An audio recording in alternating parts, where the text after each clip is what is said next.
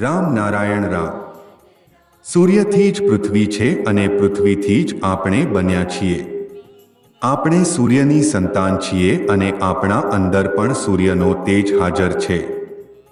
બધી દિયા શક્તિઓના બીજ આપણા અંદર છે. તો પછી આપણે સૂર્ય જેવી તેજસ્વીતા શા માટે નથી ધરાવતા? આપણું મન જે ચારેકોર ભટકતું રહે છે તેનો કોઈ અંત નથી. તેની શક્તિ પણ સૂર્યની શક્તિથી ઓછી નથી.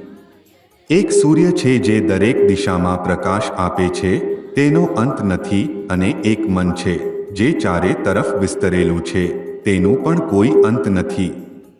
અમે દરેક ક્ષણે સૂર્યની સાથે મળીને ચાલશું. આપણા અંદર પણ સૂર્યના સમાન બીજ છે, સૂર્ય જેવી જ પાલન કરવાની શક્તિ છે અને હનનું અંશ અને 197 અંશ તાપ પણ છે. બધું હોવા છતાં એવું લાગે છે કે કશું નથી.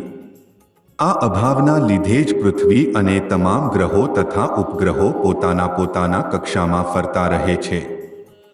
ફરતા ફરતા શું થાય છે? નવી સર્જના થાય છે. આજ પણ વિવિધ પ્રકારની સર્જનાઓ બની રહી છે. તેથી આ અભાવ આજ સુધી છે, પૂર્ણ થયો નથી. આ બધા ગ્રહો ઉપગ્રહો પોતાના ધ્યાનમાં લીન છે.